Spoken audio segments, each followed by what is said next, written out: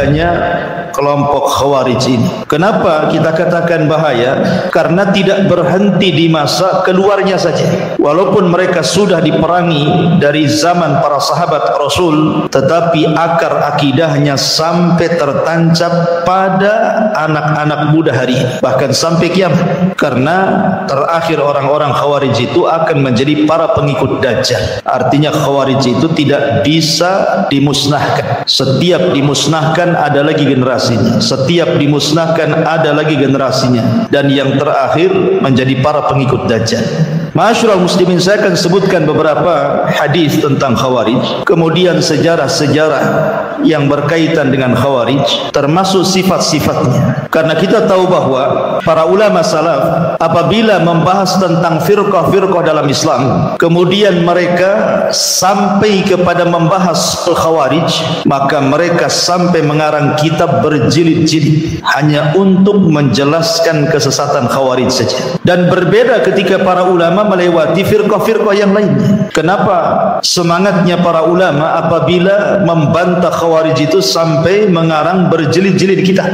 Karena firqah ini adalah firqah satu-satunya yang muncul sejak zaman Nabi masih hidup. Jadi Nabi masih hidup, kelompok ini sudah ada.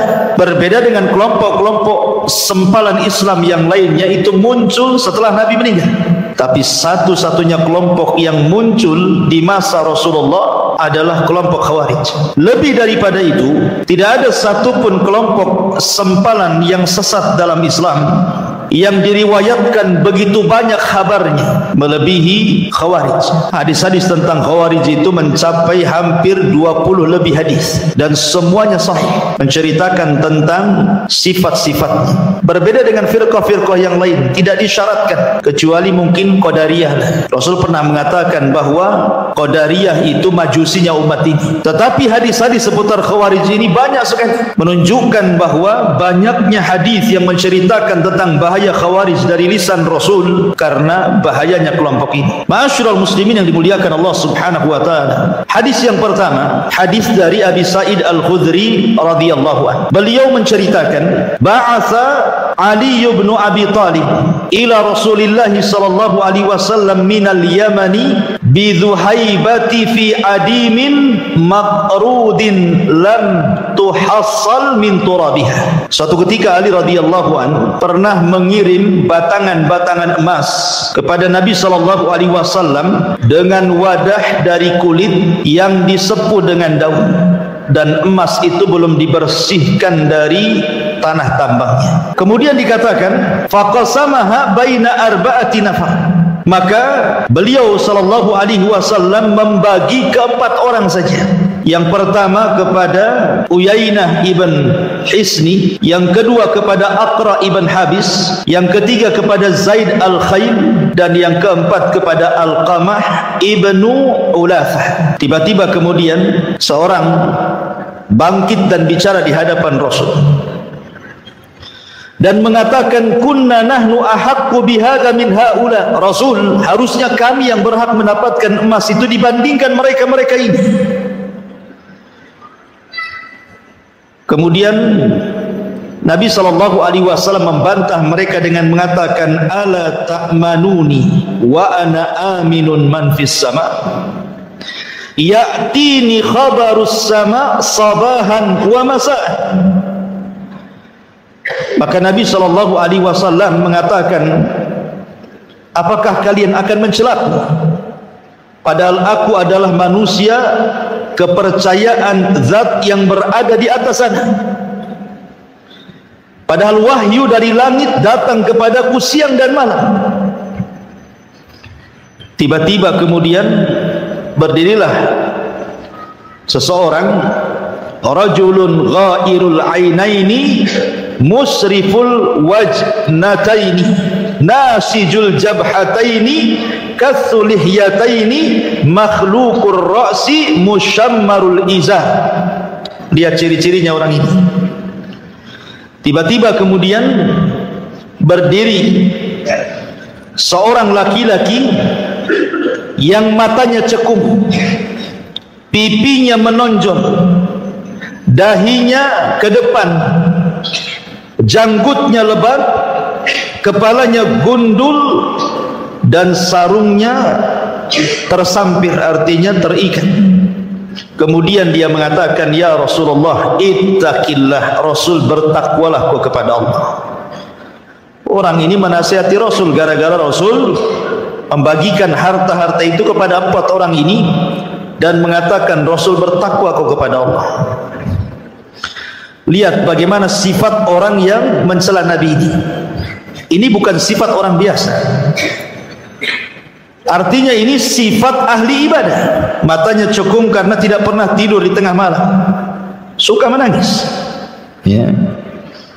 Kemudian juga dahinya berbekas karena setiap hari sujud dia, janggutnya lebat.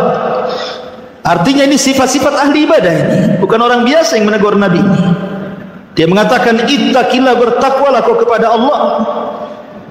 Kemudian dikatakan, wailaka awalastu ahaqqu ahlil ardi an yattaqillah. Kata Nabi SAW, celaka engkau, bukankah aku penduduk bumi yang paling bertakwa kepada Allah subhanahu wa ta'ala.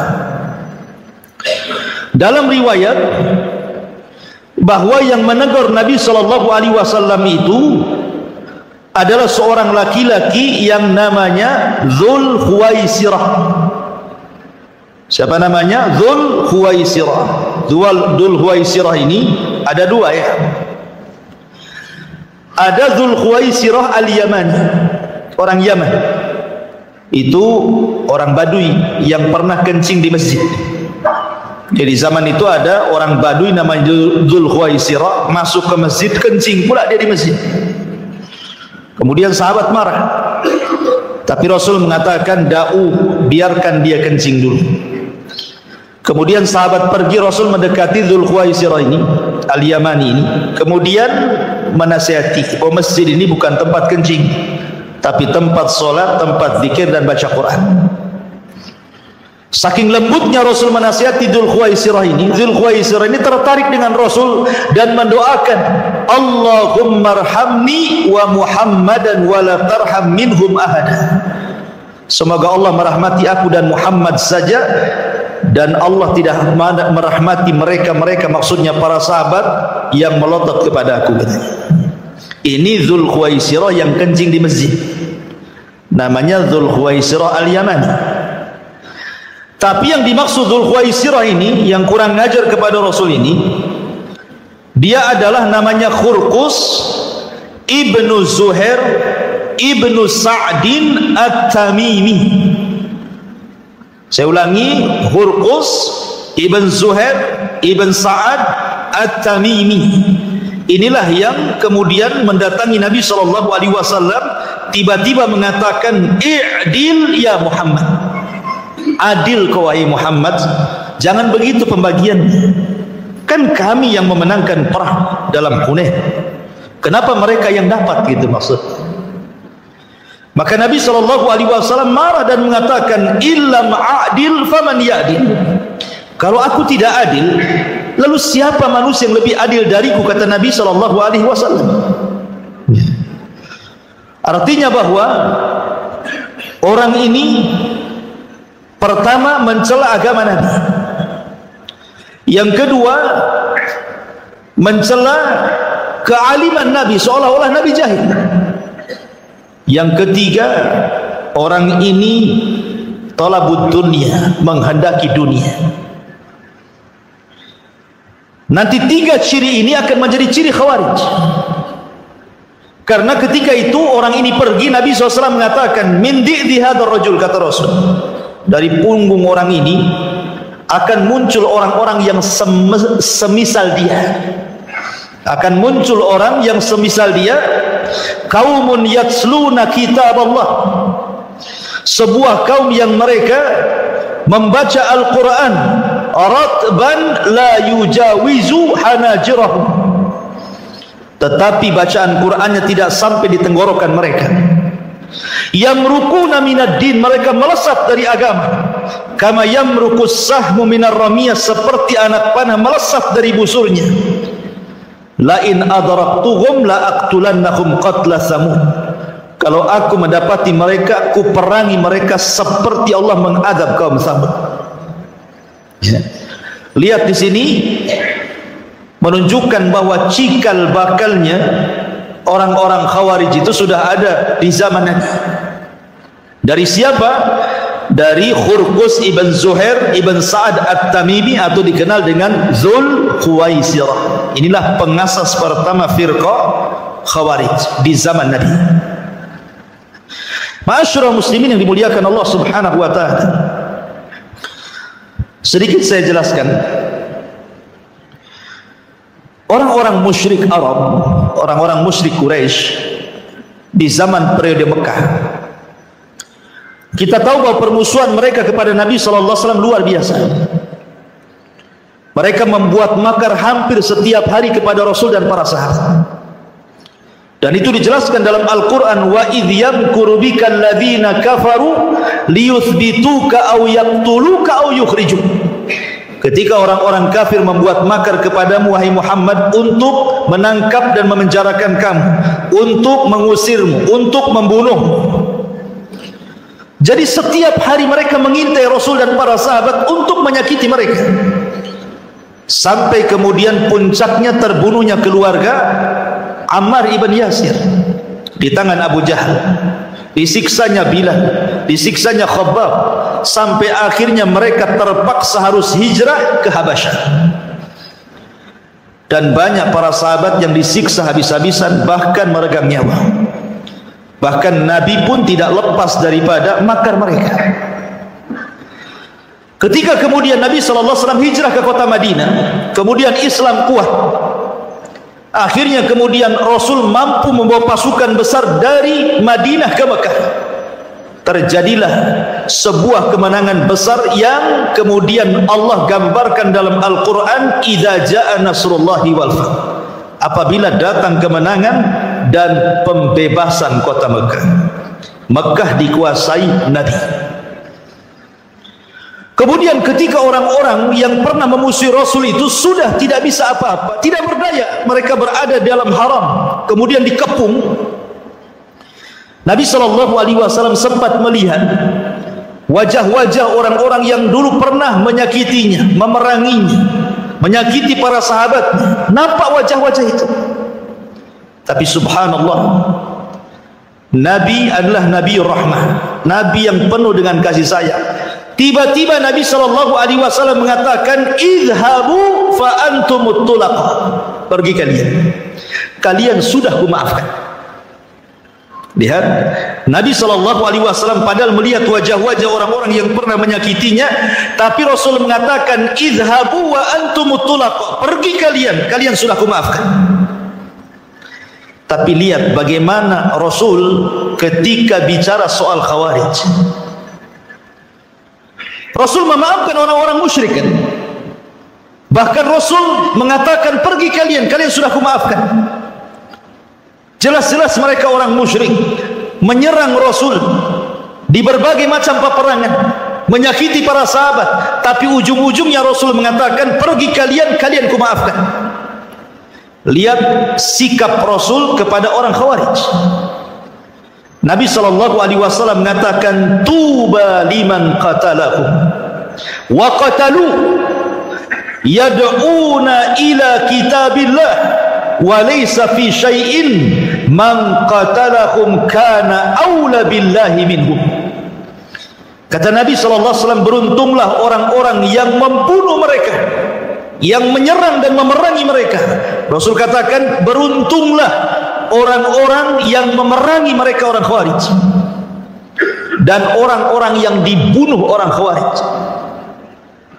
Kemudian kata Rasulullah, karena orang Khawarij itu mereka menyeru manusia kepada kitab Allah, padahal sama sekali mereka tidak paham dengan kitab Allah. Maka barang siapa yang menyerang dan memerangi mereka, itu lebih utama di hadapan Allah dibandingkan mereka.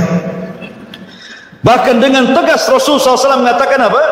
La in ana adraktuhum la aqtulannahum qatla adi.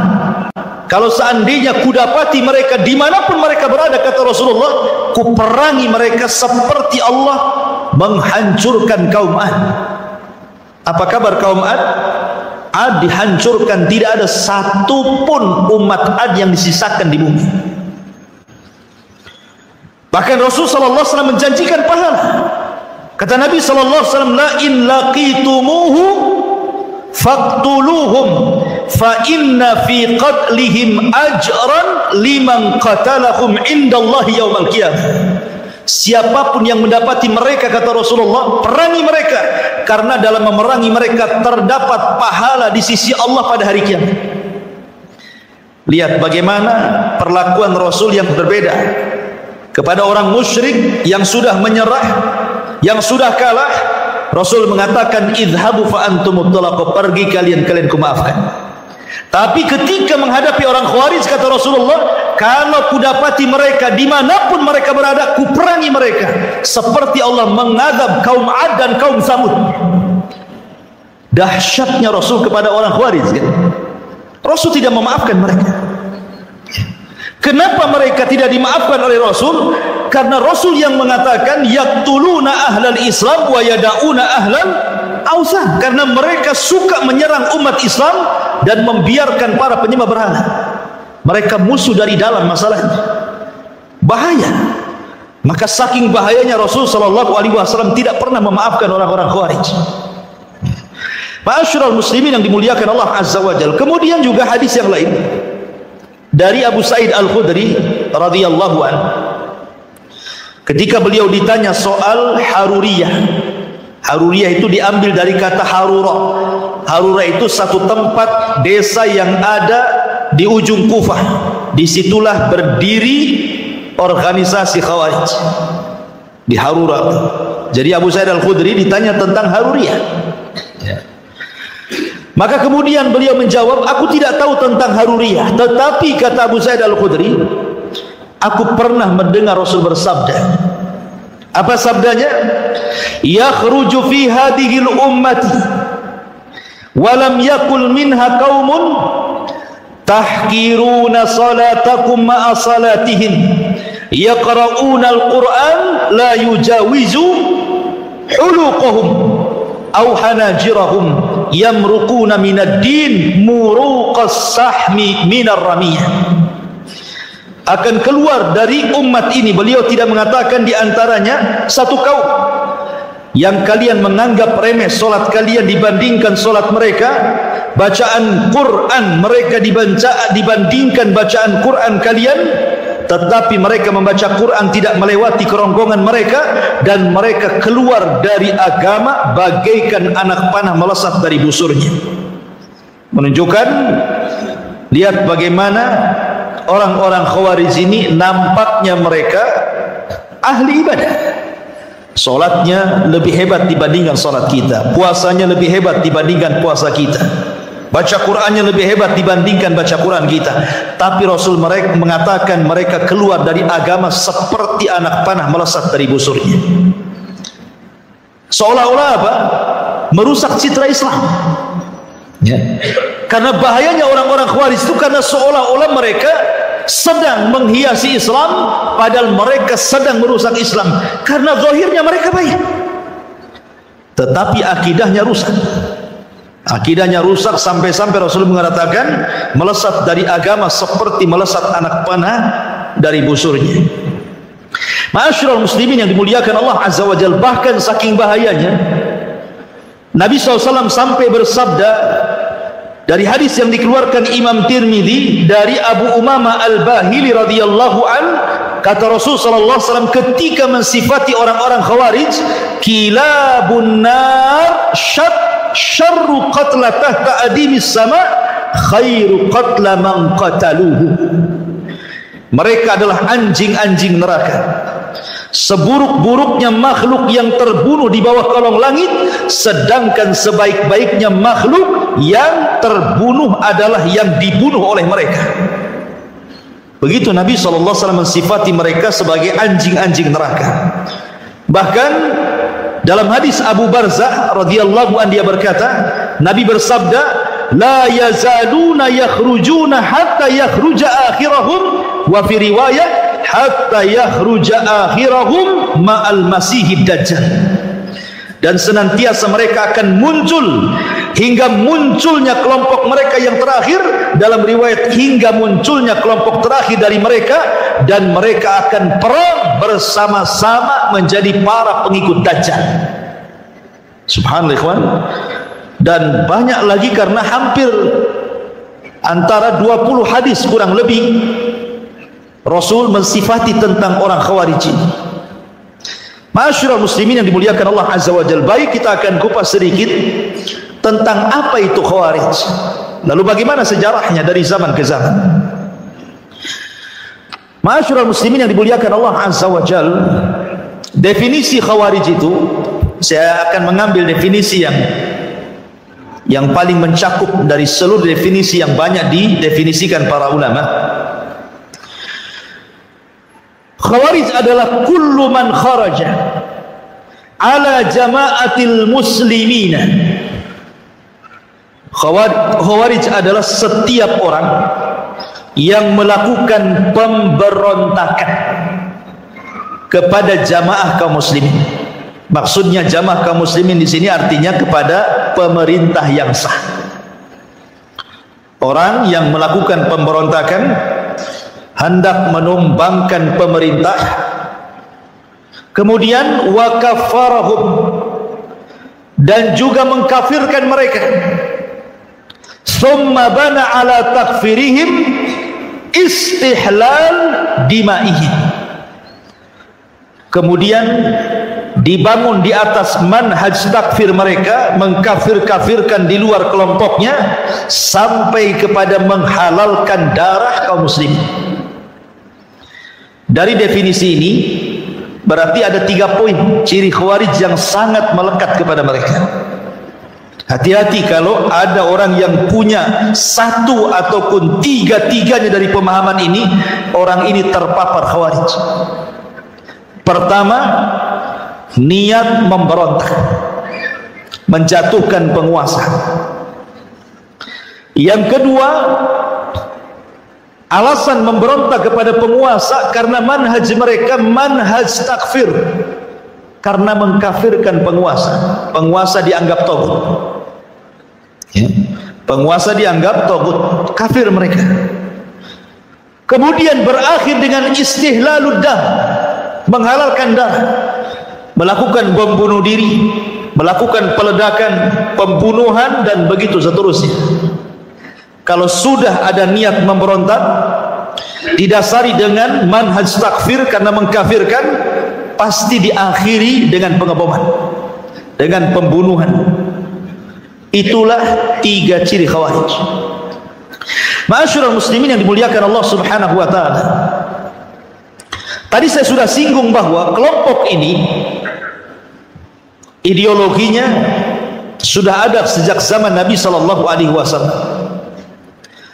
Ketika Dzulkhuwaisirah kemudian tidak terima dengan pembagian ghanimah, harta rampasan perang Hunain, dan mengatakan, adil engkau wahai Muhammad, dalam riwayat bertakwalah engkau wahai Muhammad, maka Rasulullah SAW mengatakan, illam adil faman ya'dil, kalau aku tidak adil, siapa lagi yang lebih adil dari aku?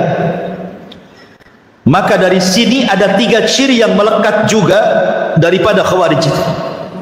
Pertama, mencela agama orang, karena orang ini mencela agama Nabi. Orang-orang Khawarij itu suka mencela agama di luar kelompoknya, seolah-olah mereka lah yang ahli jannah, yang lain ahli neraka. Seolah-olah mereka itulah yang masuk surga, yang lain itu masuk neraka, karena mereka suka mencela agama orang. Ini dari perkataan Dzulkhuwaisirah kepada Rasul.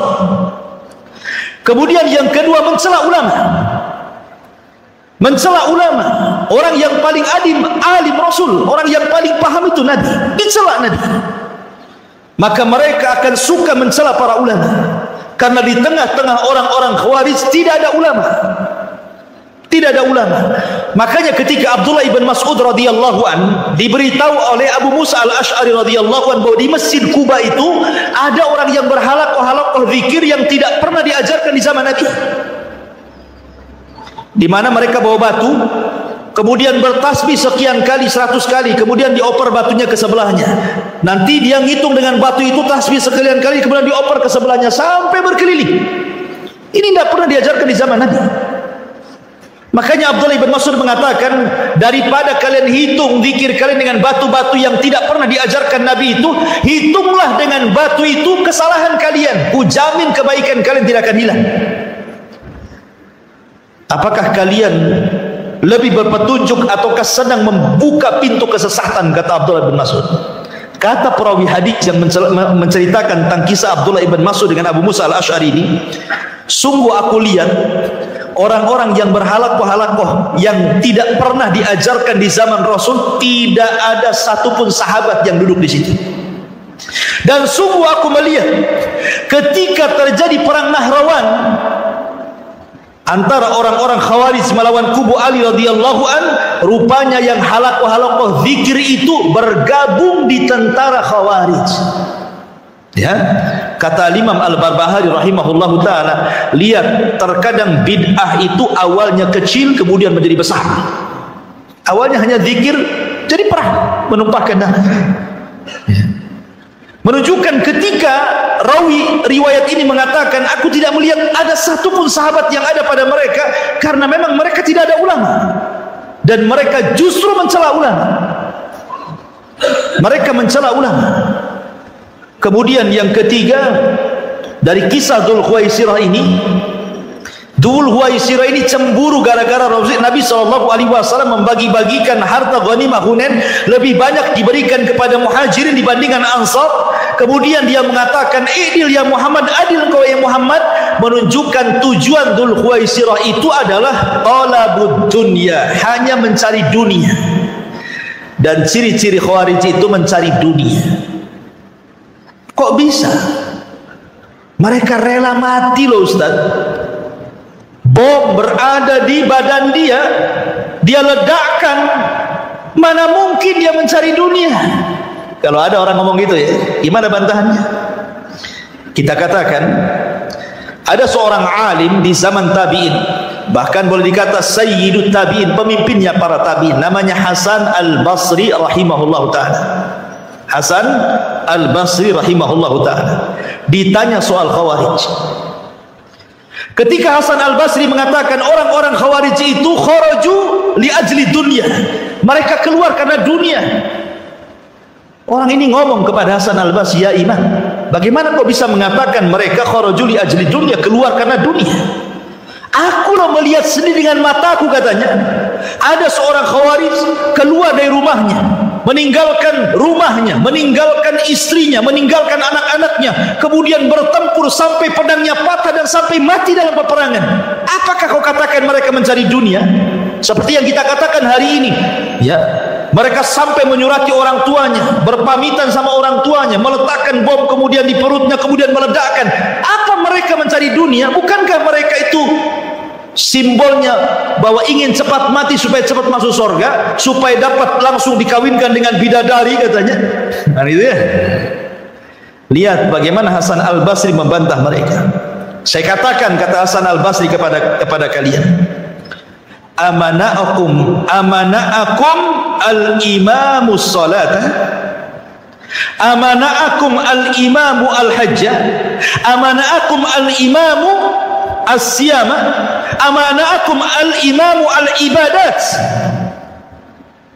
Saya tanya kepada kalian, kalian memberontak kepada pemerintah, tidak suka dengan pemerintah, tidak suka dengan jamaah kaum muslimin. Saya tanya kalian, apakah pemerintah melarang kalian sholat? Jawab, tidak. Apakah pemerintah melarang haji? Tidak. Apakah pemerintah melarang kalian puasa? Tidak juga. Apakah pemerintah melarang ibadah-ibadah yang lain yang merupakan syiar-syiar Islam seperti adzan, id dan yang lainnya? Tidak. Kemudian Hasan al-Basri, artinya sorga di hadapan kalian. Lalu buat apa kalian kemudian mengacau pemerintah? Kalau pemerintah tidak melarang sholat, tidak melarang zakat, tidak melarang puasa, tidak melarang ibadah, bukankah kita hidup untuk ini? Lalu untuk apa kalian memberontak, melakukan pemboman di sana sini? Kalau bukan tujuan dunia, apa maknanya? Kalau tujuan akhirat, akhirat di depan kita. Kita sholat bisa, puasa bisa, id bisa, baca Quran bisa. Apa yang mencegah kalian untuk melakukan pengeboman? Bukankah inilah yang diperintahkan Allah? Dari sini menunjukkan bahwa sifat orang-orang Khawarij itu sedikit-sedikit karena mereka bicara tentang tahkim. Menurut mereka itu bahwa syariat Islam itu hanya berkisar soal urusan hakimiyah, soal urusan pemimpin yang tidak melakukan hukum Allah itu saja. Ya. Mereka menganggap bahwa kalau pemimpin itu tidak menerapkan hukum potong tangan, hukum rajam, hukum cambuk, berarti pemimpin itu tauhid. Orang Khawarij itu kemana-mana kalau bahas tuh ngalor ngidul, ujung-ujungnya ke situ. Ujung-ujungnya bicara soal pemimpin yang tidak menegakkan syariat Islam. Maksudnya syariat Islam itu menurut orang-orang Khawarij bukan yang dimaksud kita. Syariat Islam menurut mereka itu maksudnya hanya bicara soal hukum hudud. Ya, soal hukum potong tangan, soal rajam, soal cambuk, itu saja yang 3 lembar dalam kitab fikih itu. Sementara syariat Islam itu kan banyak, termasuk keamanan negara itu syariat Islam. Ketika kalian mengacaukan sebuah negara, kalian tidak sedang menjalankan syariat Islam. Salat syariat Islam, puasa syariat Islam, menjaga darah kaum muslimin syariat Islam. Kalian justru membunuh darah kaum muslimin. Syariat Islam itu mencakup semuanya, bukan hanya sebatas hukum hudud. Ya. Ma'asyiral muslimin yang dimuliakan Allah Subhanahu wa taala, maka dari sini kita tahu bahwa sebenarnya mereka itu sedang mencari dunia, bukan mencari akhirat. Ini penegasan daripada siapa? Hasan Al-Basri. Dan kaidah Hasan Al-Basri ini umum kepada semua, bukan hanya orang Khawarij saja. Terkadang umpamanya dalam sebuah yayasan yang bergerak dalam dakwah, ada orang-orang yang kemudian direkrut sama yayasan dakwah, suruh jadi pengurus, jadi lama-lama dia pula memberontak, mengusir orang lamanya, dia pula yang menguasai di situ. Kalau bukan karena urusan dunia, urusan apa? Dia sudah tinggal di situ, anaknya di situ, dia pun bisa dakwah di situ, dia tenang di situ kan? Tiba-tiba diambil alih. Kalau bukan urusan dunia, urusan apa? Kecuali kalau babnya ini dan tak beres nih, sesat nih ketua yayasan nih, ini jadi Khawarij ini, lain ceritanya. Ma'asyiral muslimin, ini kaidah semuanya masuk. Ke masalah masjid, ke masalah yayasan, ke masalah semua masuk. Ma'asyiral muslimin yang dimuliakan Allah Azza wa Jalla. Baik, kita masuk ke pembahasan lain. Ma'asyiral muslimin, sedikit kita akan bicara tentang sejarah munculnya Khawarij dalam bentuk jamaah. Kalau di zaman Rasul kan dalam bentuk individu, ya, individu namanya Dzul Khuwaisirah. Tapi dalam bentuk kelompok itu terjadi di zaman siapa? Utsman ibn Affan. Di zaman Utsman ibn Affan itu ada seorang laki-laki namanya Abdullah ibn Saba. Abdullah ibn Saba al-Himyari al-Yamani as-San'ani, orang Yahudi yang pura-pura masuk Islam di zaman Utsman. Dialah yang kemudian menjadi provokator utama terbentuknya firqah Khawarij dalam bentuk jamaah. Dia karena tidak bisa mempengaruhi orang Hijaz, maksudnya Hijaz itu Mekah dan Madinah, maka dia berangkat ke Mesir, berangkat ke Syam, ke Kufah, ke Basrah, mulai membuat fitnah tentang Utsman ibn Affan, mulai mengkritik tentang Utsman ibn Affan.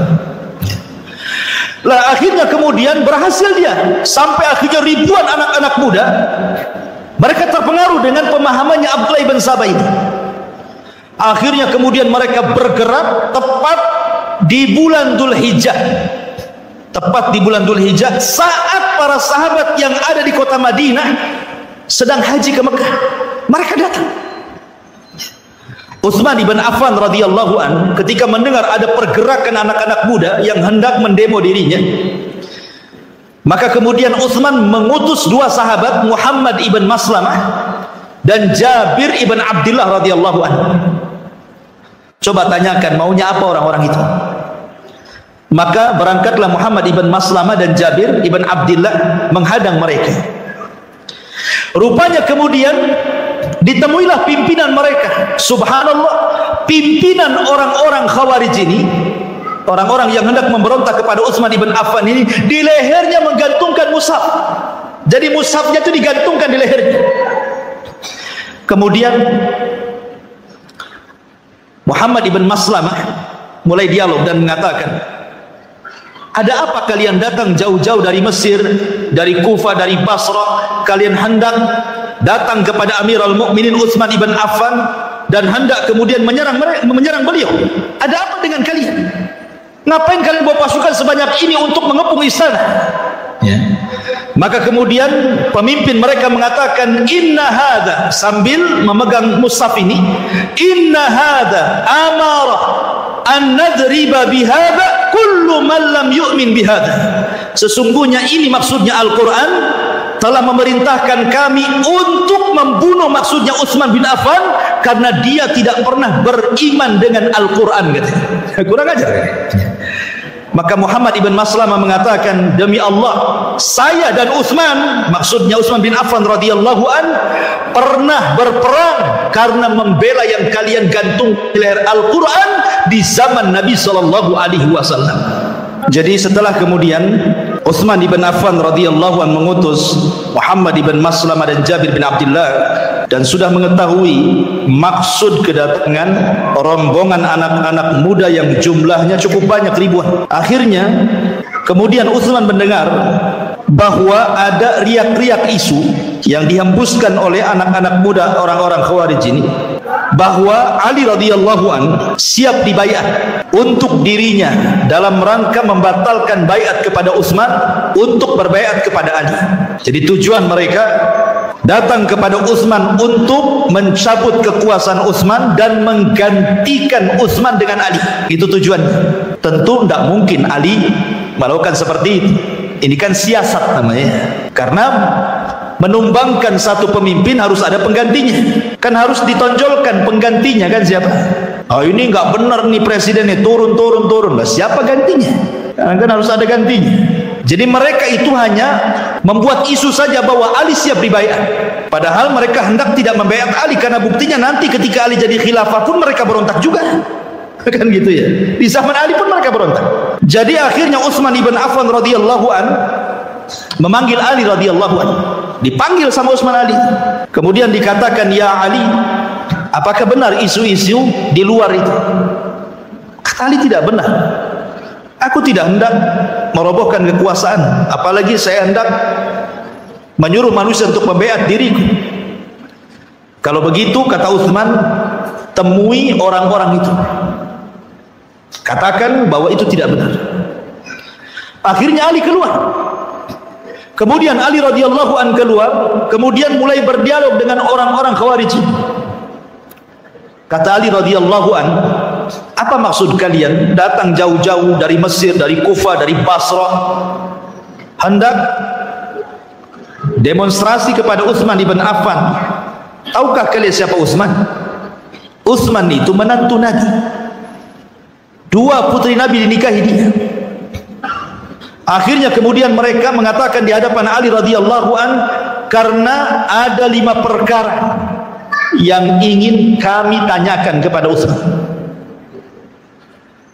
Kata Ali radhiyallahu an, sebelum kalian tanyakan kepada Utsman, sebutkan 5 perkara itu kepada. Kemudian mereka mengatakan, yang pertama, saya mendengar bahwa Utsman itu atammas salata fi Makkah. Dia menyempurnakan solat di Mekah yang harusnya dikosong. Kan Utsman tinggal di Madinah. Kalau ke Mekah itu safar. Harusnya dia mengkosor, bukan menyempurnakan. Ini satu. Kata Ali, yang kedua apa? Yang kedua, hamal himah. Saya dengar Utsman itu punya peternakan unta yang tidak boleh siapapun mendekatinya. Untuk apa itu peternakan unta itu? Untuk memperkaya dia. Kemudian kata Ali, baik, yang ketiga. Yang ketiga, kharaqal mushaf. Lebih parah lagi, saya dengar Utsman membakar mushaf. Mushaf dibakar dia. Bagaimana mungkin dia membakar mushaf? Taib, kata Ali, yang keempat. Yang keempat, walla qarabatahu. Dia menjadikan para pemimpin-pemimpin di daerah itu keluarga dia saja. Apa bahasanya? Nepotisme. Kemudian kata Ali yang kelima apa? Kemudian mereka mengatakan yang kelima, Utsman ini melantik para pemimpin-pemimpin di daerah min sigharis sahaba wa taraka kibarahum. Hanya melantik orang-orang sahabat-sahabat senior, sahabat-sahabat junior, dan meninggalkan sahabat-sahabat senior. Kan yang senior banyak, sahabat-sahabat kibar. Kenapa dia melantik yang muda-muda? Baik, kata Ali radhiyallahu anhu. Kemudian Ali radhiyallahu mulai membantah satu persatu. Kata Ali radhiyallahu anhu, tahukah kalian kenapa Utsman tidak mengqasar salat di Mekah ketika haji? Fa inna Utsman qad ta'ahal ay tazawwaj. Dia kan punya istri di Mekah. Ya. Seperti antum nih, satu istri di Batam, satu istri di Padang. Kalau antum pulang ke Padang, antum mukim di sana. Karena tinggal di sana istrinya kan, kecuali kalau dua-duanya tinggal di sini kan gitu. Ya, kalau di dua tempat berarti dua-duanya mukim. Lah Utsman itu menikah di situ. Kemudian yang kedua, adapun Utsman punya peternakan unta, itu bukan peternakan unta dia. Itu peternakan untanya kaum muslimin. Utsman hanya menggemukkan saja, itu milik Baitul Mal. Tidak benar yang kalian ceritakan. Adapun yang ketiga, Utsman membakar mushaf, kan di zaman Utsman itu sudah saya jelaskan. Ketika Hudzaifah ibn Yaman datang kepada Utsman dan mengatakan, "Ya Utsman, terjadi perselisihan para sahabat soal qiraah." Kata Utsman, "Kalau gitu kumpulkan semua qiraah-qiraah itu." Akhirnya dikumpulkan catatan-catatan qiraah, maka Utsman membakar qiraah yang syadzah yang diperselisihkan dan menetapkan qiraah yang akhir dibaca Nabi. Jadilah mushaf Utsmani. Jadi kata Ali, Utsman itu membakar qiraah-qiraah yang syadz, yang diperselisihkan, ya, bukan membakar mushaf. Kemudian adapun Utsman, dia meletakkan kemudian para pemimpin daerah dari kerabat-kerabatnya. Saya tanya kepada kalian, ada enggak pemimpin yang diletakkan Utsman dari kerabatnya dan dia orang zalim? Salahkah Utsman memilih pemimpin dari kerabatnya sementara mereka orang adil? Kan pemimpin yang penting adilnya, bukan masalah kekerabatan. Walaupun bukan kerabat, kalau zalim buat apa kan begitu? Apakah dia kemudian meletakkan pemimpin yang zalim? Kata Ali, kan tidak. Semua pemimpin yang diletakkan Utsman adalah orang-orang adil. Adapun Utsman kemudian dia mengatakan dia hanya memberikan pemimpin-pemimpin yang sigar, pemimpin-pemimpin yang sigar, yang junior, dan meninggalkan pemimpin-pemimpin yang kibar, tidak diletakkan di pemimpin-pemimpin daerah.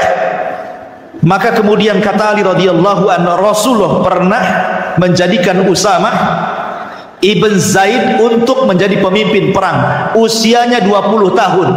Di belakangnya Abu Bakar, Umar, Utsman dan yang lainnya. Kemudian juga Rasul pernah memerintahkan Attab ibn Usaid, umurnya juga 20 tahun, sementara di belakangnya para sahabat Nabi SAW. Jadi apa yang salah dengan Utsman? Kalau Utsman memang dia meninggalkan kibarus sahabat, kemudian meletakkan sigorus sahabat, Rasul pun pernah melakukannya. Kalau dia memang kemudian diambil dari kerabat-kerabatnya, apakah ada yang zalim dari kerabatnya? Tidak. Bahkan Rasul pun pernah mengkhususkan orang-orang Quraisy dari pemimpin dan tidak diberikan kepada selain Quraisy. Ya kan? Yang jadi pemimpin kan semua orang-orang Quraisy. Abu Bakar, Umar, Utsman, Ali. Tidak ada orang-orang Ansar kan? Semua orang-orang Muhajirin. Lalu apa salahnya? Mulailah kemudian kehabisan syubhat, karena orang Khawarij ini hanya bisa dibantah dengan khusyubhat. Kalau Densus menangkap Khawarij kemudian dimasukkan penjara, disiksa, itu yang dikehendaki mereka. Memang mereka suka ditangkap, disiksa, kalau bisa dibunuh biar mati syahid, menurut keyakinan mereka. Itu sebuah kelezatan bagi mereka, sehingga untuk memberantas mereka itu dengan cara apa? Menghilangkan syubhat, ya. Utus orang alim berdialog dengan mereka. Nah, seperti itulah caranya sebagaimana Ali berdialog dengan mereka. Mereka kehabisan syubhat. Akhirnya salah seorang di antara mereka mendatangkan syubhat lagi yang baru dan mengatakan, ya Ali, Utsman pernah mencopot Hakam ibn Abil As katanya. Hakam ibn Abil As ini diletakkan oleh Rasul di Taif. Tiba-tiba di masa Utsman kenapa dicopot? Itu kan orang yang diletakkan Nabi. Kenapa dia berani mencopot katanya? Kata Ali radhiyallahu anhu, ya, memang Utsman pernah mencopot Hakam ibn Abil As, tetapi dikembalikan ke Taif katanya. Dan dia tetap jadi pemimpin sana. Subhanallah, syubhat dari semua arah, ya. Pertama mencela agama. Utsman mencela salat, kan mencela agama namanya, ya. Kemudian mencela kerajaan. Bahwa Utsman ini enggak becus mengurus kerajaan, mengurus negara ini enggak becus ya. Masa kerabatnya ini mulai dianggap enggak becus tuh, ya. Kemudian juga masalah apa? Masalah mushaf lagi. Jadi Utsman itu diserang dari semua segi gitulah. Dan memang begitu biasanya orang-orang yang menjatuhkan pemerintah itu, dia harus punya syubhat yang banyak. Nah, kalau nggak punya syubhat yang banyak nanti ditanya, ngapain kau demo mau meruntuhkan penguasa? Ada apa dengan penguasa kan gitu? Bingung dia. Oh, karena saya dibayar pakai nasi bungkus. Lain ceritanya. Masa alasannya dibayar nasi bungkus? Kan harus jelas kan gitu ya alasannya ya. Lihat orang-orang Khawarij ini alasannya macam-macam. Ma'asyiral muslimin yang dimuliakan Allah Azza wa Jalla. Akhirnya kemudian apa yang terjadi? Kemudian mereka pun dihadapkan kepada Utsman. Setelah mereka habis syubhatnya di hadapan Ali, akhirnya mereka dihadapkan kepada Utsman. Ali mengajak mereka, kalau begitu ayo kalian saya pertemukan dengan Utsman. Datang anak-anak muda ini, akhirnya berjumpa dengan Utsman bin Affan. Naik Utsman bin Affan ke atas mimbar. Utsman sudah tua, usianya 84 tahun, bayangkan, sudah tua, ya.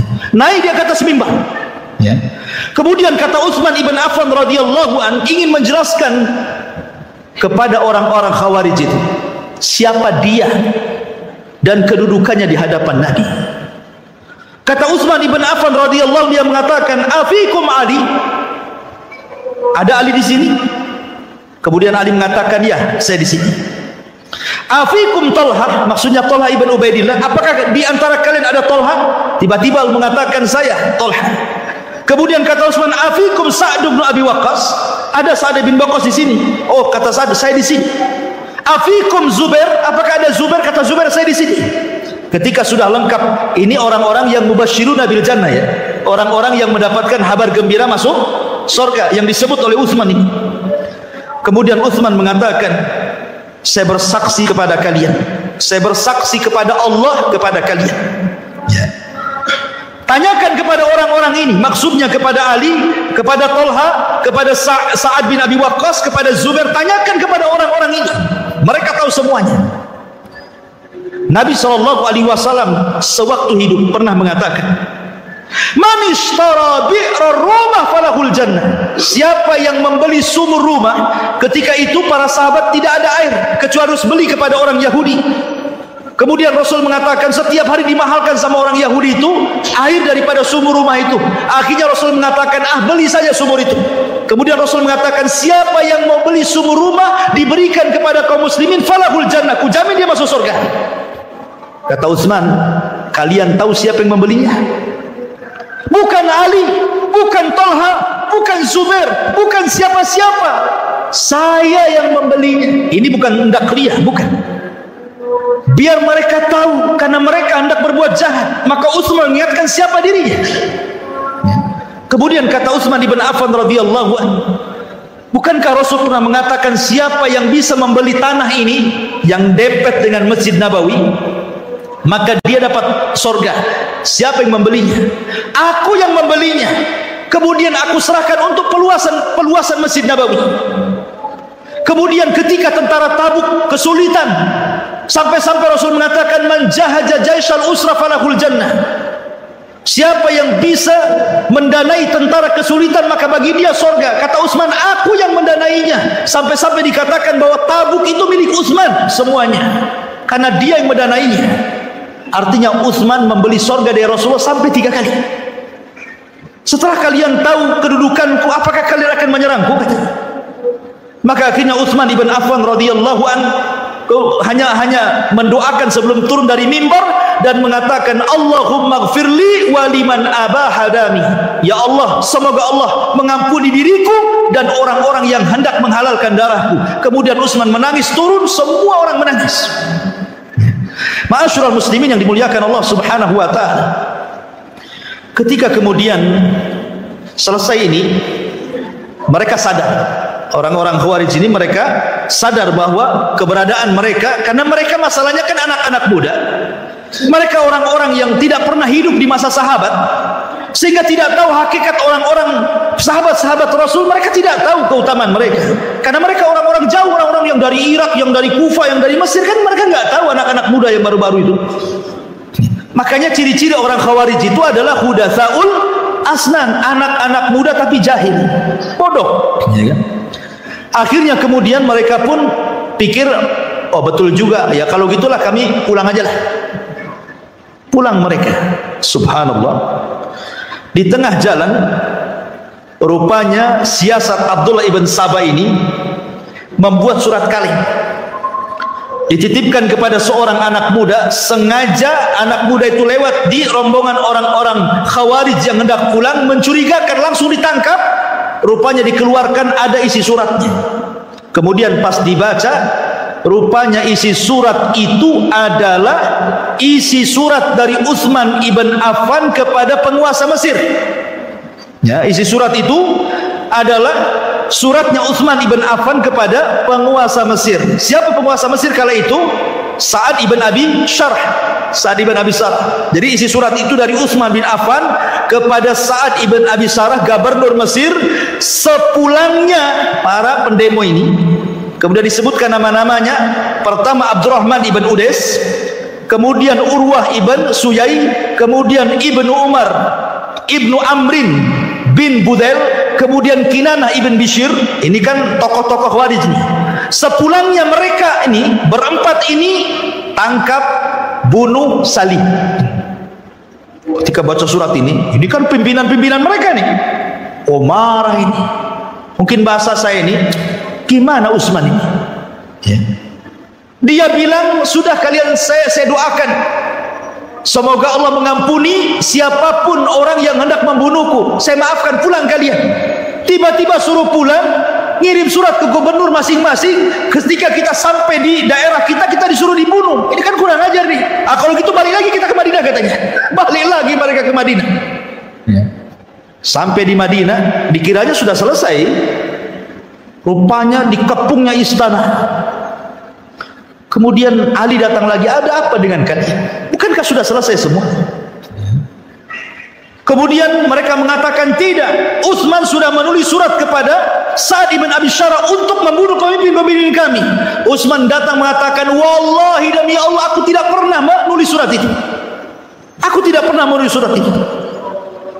Kemudian mereka mengatakan kepada Ali, lihat Ali, orang tua ini sudah berdusta kepada kita.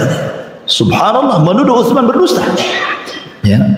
Kemudian salah seorang mereka berteriak lagi, kami juga punya surat yang lain katanya. Bukan surat kepada Sa'ad ibn Abi Syarah, tapi surat yang ditujukan kepada Muawiyah yang ada di Syam, yang isinya dari Utsman bin Affan kepada Muawiyah, datanglah wahai Muawiyah dengan tentara yang banyak, bunuh orang-orang Khawarij yang hendak melepaskan kekuasaanku. Ini suratnya di tangan kami katanya. Coba banyak surat-surat bodong tuh. Hati-hati ini kan ada pelajaran juga. Ini kan surat-surat hoax bahasa kitanya. Tapi begitulah orang-orang Khawarij, mereka akan membuat hoax soal pemerintah. Ya. Mereka akan membuat hoax tuh supaya masyarakat itu marah sama pemerintah kan. Dibuat hoax, oh pemerintah nggak becus lah, inilah itu macam-macam. Akhirnya kalau di Mesir ditumbangkan dengan Facebook, di Indonesia mungkin bisa dengan YouTube tuh. Buat hoax dengan YouTube, semua pegang YouTube, wah geram semuanya. Ini pemerintah mau semuanya kan. Begitu memang orang-orang Khawarij. Ma'asyiral muslimin yang dimuliakan Allah Azza wa Jalla. Akhirnya ketika Utsman bersumpah, mereka juga tidak yakin, tidak percaya dengan sumpah, karena memang tujuannya ingin menumbangkan Utsman. Sudah sakit hati mereka. Akhirnya ketika itu banyak para sahabat datang ke rumah Utsman. Ada Abu Hurairah, ada Hasan, ada Husain, ada Zubair, ada Tolha. Banyaklah para sahabat datang ke rumah Utsman dengan membawa pedang-pedang mereka dan siap menghadapi mereka. Tapi Utsman mengatakan, bersumpah demi Allah, sebaiknya sarungkan pedang-pedang kalian. Ini urusan aku dengan mereka. Ini urusanku dengan mereka. Pulang kalian. Saya tidak hendak menumpahkan darah siapapun ahlu Madinah di kota Madinah. Pulang. Abu Hurairah radhiyallahu sampai menangis. Akhirnya dia lempar pedangnya, menangis keluar dari rumah. Karena dia tidak bisa apa-apa. Utsman tidak mau dibela. Ya. Ketika di dalam rumah itu tidak ada sahabat satupun kecuali Utsman dan istrinya, mulailah orang-orang ini menakuti orang-orang kota Madinah. Bayangkan, karena ketika itu tentara tidak ada, sedang haji semua. Yang kedua, kekuatan tentara kaum muslim itu semua ada di Syam, ada di Gubernur Muawiyah sana, kan pusat kekuatan kaum muslimin kan di Syam. Ya, Madinah itu hanya ibu kota saja. Dan ketika itu kan di musim haji, orang sedang haji, di Madinah kosong, nggak ada orang. Sementara ini orang-orang Khawarij ini ribuan datang dari daerah-daerah gitu ya, sampai mengancam penumpangnya, sampai ketakutan. Siapa yang keluar dari rumahnya tidak aman, siapa yang tetap di rumahnya dia aman. Sampai semua ahli Madinah mengunci semua di rumah-rumah mereka. Rumah Utsman dikepung oleh orang-orang Khawarij. Akhirnya dibakar pintunya, masuklah orang Khawarij ke rumah Utsman ibn Affan radhiyallahu anhu. Ma'asyiral muslim, muliakan Allah azza wa jalla, malam hari sebelum besoknya Utsman terbunuh, Utsman ibn Affan radhiyallahu an sempat bermimpi dalam mimpinya dia sedang berpuasa. Kemudian dia berjumpa dengan Rasul, Abu Bakar dan Umar dalam mimpinya. Kata Nabi SAW, ya Utsman, a'atosh, apakah engkau haus wahai Utsman? Kata Utsman, iya wahai Rasul. Atakhaf ya Utsman, apakah engkau takut wahai Utsman? Kata Utsman, iya wahai Rasulullah. Kalau begitu engkau besok berbuka denganku di sini. Kemudian Utsman terperanjat. Dia mimpi seperti itu, bahwa dia besok akan berbuka bersama Nabi. Maka dia pun terbangun. Rupanya orang-orang Khawarij sudah berhasil masuk ke dalam rumah. Ketika orang-orang Khawarij sudah masuk ke dalam rumah itu, rupanya ma'asyiral muslimin yang dimuliakan Allah azza wa jalla, ada seseorang yang tiba-tiba langsung memukul Utsman ibn Affan radhiyallahu an dengan gagang besi, Kinanah ibn Bishr. Ketika itu Utsman mengatakan, la haula wala quwata illa billah, wallahi inni tawakkaltu ala Allah. Utsman ibn Affan radhiyallahu mengatakan, kalian itu sebenarnya hendak apa kemari? Mau kalian itu apa? Maka orang-orang mengatakan, kami hanya kemari untuk engkau memilih dua pilihan katanya. Pilihan yang pertama, turun dari kekuasaanmu. Pilihan yang kedua, darahmu. Kalau tidak kami bunuh. Kata Utsman ibn Affan radhiyallahu anhu, itu yang kalian kehendaki? Tidak. Nabi SAW pernah mengatakan kepadaku, ya Utsman, la'allallaha yuqammisuka, semoga Allah suatu ketika memasangkan qamis, maksudnya pakaian kepadamu. Barang siapa yang datang hendak mencopotnya, jangan kau copot. Artinya kinayah daripada bahwa engkau akan menjadi penguasa. Kalau ada orang yang datang hendak merobohkan kamu, jangan kau mau, gitu maksudnya. Rasul pernah bersabda kepada, kalau ada orang yang hendak mencopot dari kekuasaanku, kata Rasul, jangan mau, aku tidak akan lepaskan kekuasaanku, kata Rasul. Kemudian mereka mengatakan, oh kalau gitu kami bunuh engkau, katanya. Oh kalian mau membunuhku? Nabi SAW pernah bersabda, la yahillu damu mri'in muslim illa bi'ihda salafit, as-sayyibu zani, wa nafsu bin nafsi, kemudian wattariku lidini al-mufariq lil jamaah. Kata Utsman, ingat Rasul bersabda, tidak halal kalian menumpahkan darah siapapun kecuali karena tiga perkara. Satu, karena seorang yang sudah menikah berzina. Dua, karena dia pernah membunuh jiwa. Tiga, karena dia murtad. Demi Allah, ma zanaitu fi jahiliyatin wal Islam, aku tidak pernah berzina baik di zaman jahiliyah ataupun dalam Islam. Dan aku tidak pernah membunuh jiwa tanpa hak dibenarkan. Dan aku tidak pernah murtad sampai hari ini. Lalu apa hak kalian membunuhku? Jadi Utsman sempat berdialog di tengah-tengah, hampir meregang nyawa. Tetapi mereka tidak mendengar ucapan Utsman ibn Affan radhiyallahu an. Tetap saja kemudian mereka pun akhirnya membunuh Utsman dengan cara sadis. Utsman dibunuh di bulan Dzulhijjah, bulan hurum, saat manusia sedang haji. Yang kedua, Utsman dibunuh ketika dia sedang berpuasa dan akan berbuka bersama Nabi. Ketiga, Utsman terbunuh sedang membaca Al-Quran, fasayakfikahumullahu wa huwas samiul alim. Subhanallah, ya kan? Utsman mati syahid. Ya. Ma'asyiral muslimin, ketika kemudian kematian Utsman ini tersebar ke banyak para sahabat, ada seorang sahabat ma'asyiral muslimin yang namanya Sa'ad ibn Abi Waqqas. Sa'ad bin Abi Waqqas. Sa'ad bin Abi Waqqas ini, ingat Sa'ad bin Abi Waqqas ini mustajabud doa ya. Salah satu sahabat yang kalau berdoa mudah dikabulkan adalah Sa'ad bin Abi Waqqas. Itu mustajab doanya. Lah kebetulan Sa'ad bin Abi Waqqas itu tidak berada di Madinah ketika terbunuhnya Utsman itu. Dia di luar Madinah.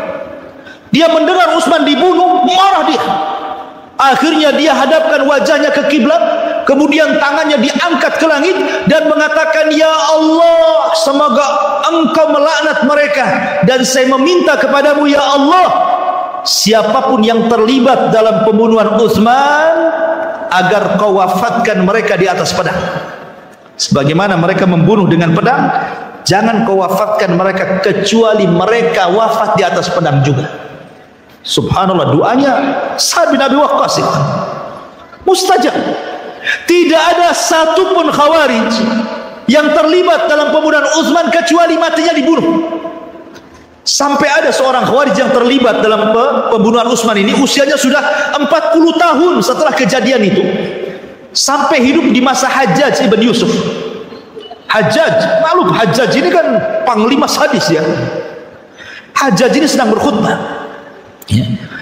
Kemudian tiba-tiba ada orang tua, sudah tua renta. Tiba-tiba dia mengatakan, "Ya Hajjaj, ya, apakah engkau akan membunuhku? Tidakkah kau lihat aku ini orang yang sudah tua?" Kemudian Hajjaj mengatakan, "Siapa yang ngomong tadi?" Tiba-tiba orang tua itu mengatakan, "Saya." Rupanya dia adalah salah satu pemimpin Khawarij dalam pembunuhan Utsman itu. Maka Hajjaj mengatakan, "Engkau tadi yang mengatakan bahwa engkau sudah tua." Tidak, darah Utsman ada di punggungmu, katanya. Sini kamu. Diambilnya pedang, dipenggal lehernya. "Aku mulai dari engkau," katanya. Hajjaj, subhanallah ikhwatu fiddin. Karena Hajjaj ini kan diperintah oleh Abdul Malik untuk memerintah Syam, dan Syam itu kan orang Irak. Irak itu kan orang yang rakyatnya susah diatur. Makanya diutuslah oleh Abdul Malik ibn Marwan Hajjaj yang sangat bengis itu. Kadang-kadang memang kalau negara susah diatur ya harus pemimpinnya kayak Hajjaj. Diutus Hajjaj gitu. Kemudian Hajjaj ngancam-ngancam orang. Tiba-tiba yang diancam ini sudah tua. "Ya Hajjaj, saya sudah tua, masa kau ngancam orang tua?" Nggak bisa, darah Utsman di punggungmu, katanya. Akhirnya diambil pegang di penggal lehernya. "Abda ubika, dari engkau kumulai," gitu. Subhanallah. Inilah mustajabnya doa siapa? Sa'ad bin Abi Waqqas. Sampai jam berapa ini? Coba bayangkan, anak nulis loh, masih sampai ditulis 1, 2, 3, 4, 5 lembar, ya kan? Jadi gimana Cak Lis? Sudah, kita bersambung aja lah ya. Sudah insya Allah ya. Insya Allah kita bersambung. Sebelum bersambung ada pertanyaan di sini. Satu pertanyaan saja ya. Bismillah, Ustaz mau bertanya, kalau ada sifat-sifat khusus yang kita temui di sekitar masyarakat kita, apa yang harus kita lakukan? Khawarij, sifat-sifat Khawarij yang kita temui di masyarakat, apa yang harus kita lakukan? Ya kita nasihati, ya kita nasihati. Kemudian bekerja sama dengan ya pimpinan masyarakat di situ, RT, RW dan yang lainnya kan itu ya. Gak perlu dengan kepolisian, karena kan mereka bahaya. Mereka sangat bahaya.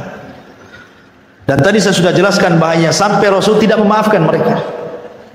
Ingat, tujuan mereka itu hanya darah. Tujuan mereka itu darah. Padahal Nabi SAW mengatakan, seandainya kalau ada orang datang ke Ka'bah bawa cangkul, bawa gada, palu, kemudian Ka'bah itu dihancurkan satu keping sampai rata dengan tanah. Itu lebih ringan dosanya dibandingkan menumpahkan darah satu orang muslim. Lihat orang-orang yang melakukan pengeboman itu, tujuan mereka orang-orang kafir. Kenyataannya apa? Orang Islam yang mati. Dan lebih parah lagi, tidak ada adab jihadnya. Dalam Islam saja adab jihad, tidak boleh membunuh anak-anak, tidak boleh membunuh orang tua, tidak boleh membunuh wanita, tidak boleh merusak. Yang dibunuh tentara saja. Ini enggak semua rata. Perempuan yang lewat mati, anak yang lewat mati, orang tua mati, semua mati di sini. Enggak ada adabnya. Itu kalaupun terjadi dalam sebuah pertempuran yang jelas-jelas bertempur, ya kan? Mereka tidak sedang bertempur. Ini negara Islam. Mereka mau mengacau negara Islam. Keamanan itu nikmat yang paling besar. Kalau memang ada di masyarakat yang seperti ini, waspadai. Kalau perlu dinasihati, laporkan kepada RT, RW, lurah, polisian, ya. Karena ini sangat bahaya.